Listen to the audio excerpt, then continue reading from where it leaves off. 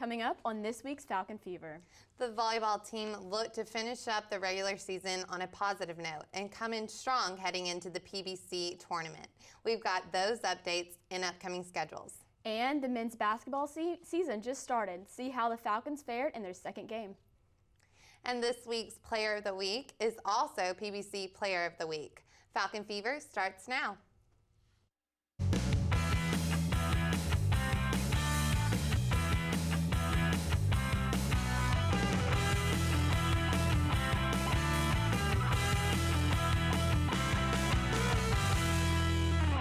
Hello and welcome to Falcon Fever. I'm Savannah Kidd. And I'm Lauren Alteffer. Thanks so much for joining us.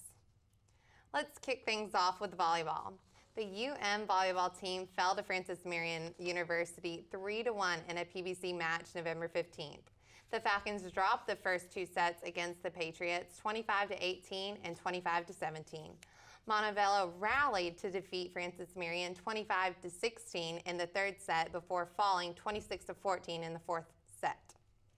The Falcons then faced UNC Pembroke in the regular season final. UM senior Michelle Carley recorded her 1,000th career dig as she led the Falcons to a 3-0 sweep on November 16th. Up next for the Falcons, they faced Columbus State for the PBC tournament quarterfinals in Florence, South Carolina on the 22nd.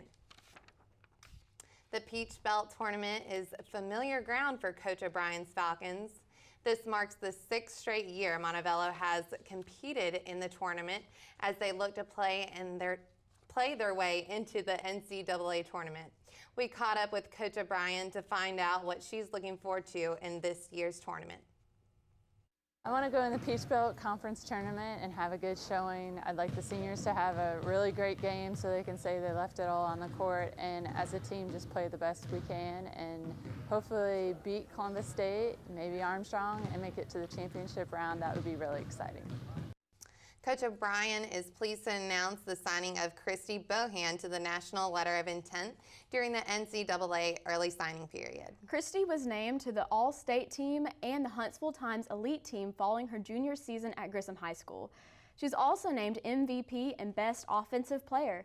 Bohan will join the Falcon family in the fall of 2014. Now let's hit the court for some basketball news. Basketball season is underway. Unfortunately, the women's team has had a bit of a rocky start.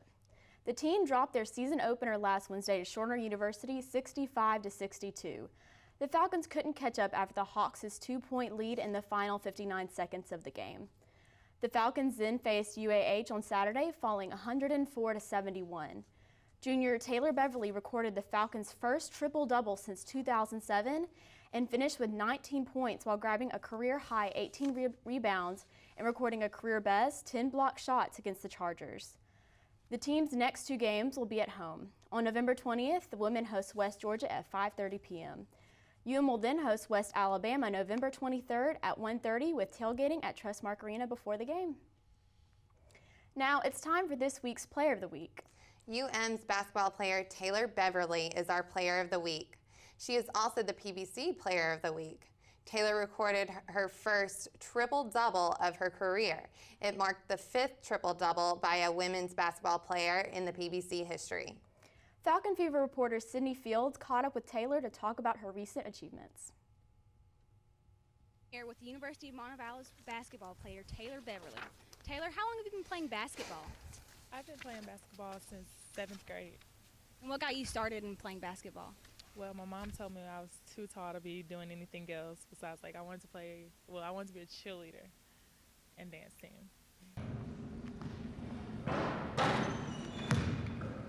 Taylor, you got your very triple-double this past weekend. When you realized that you had done this, what were your thoughts? I was excited because I know that nobody has gotten it since 2007, so I was really excited. And you're also the PBC Player of the Week, so when you found that out, what were your thoughts? I was pretty excited. Didn't think I did my best, but I'm excited somebody else saw that I did good. You've been doing a lot. You've been doing great lately, so it's obvious that you've gotten all of these awards and achievements. So congratulations on that. And this season has just started, and you've set the bar really high for yourself by getting a triple-double. And so are there any more goals that you wish to reach before the season's over? I just want to win and help my team. So. All right, and I thank you for coming out and meeting with me today, and congratulations again, and good luck for the rest of the season. Thank you. Thanks, Sydney. And congratulations, Taylor. Now, the men's basketball team is going pretty strong this season. Yeah, they sure are. The team defeated West Alabama Tigers 85-67 in the Trustmark Arena on Friday, November 15th. Junior Shaquem Jackson led the Falcons 20 points. Junior Alexis Collier added 14 points, and senior Orlando Brazier contributed 12 points. The Falcons shot 58% from the floor in the win. The Falcons return to action Thursday, November 21st at 7:30 against Stillman College in Tuscaloosa. Then on the 23rd, the Falcons will return home to take on Carver Bible at 3:30. Be sure to come out to tailgate at Trustmark Arena. As you can see, Athletics may play in Division II, but the department is just as accomplished as any Division I school. That's right. And for new faces arriving on campus and back-to-back Peach Belt titles, from men's soccer to another PBC tournament appearance for the volleyball team, and the department is making major headlines. That's right. We got the chance to catch up with Athletic Director Jim Herlihy on the athletic department's latest trend of success. Yeah, we had a fantastic pool of candidates for the softball position, a lot of interest. For coaches, it's not very often that you have an opportunity to build a program from scratch, which we'll have a chance to do here. But we had a really strong pool. We had a committee that was made up of faculty members, staff folks from campus, and community members as well. They went through all of the applicants, reviewed them, went through 2 rounds of interviews. We presented the finalists to the president and made our final decision on bringing in Coach Van over to lead our program.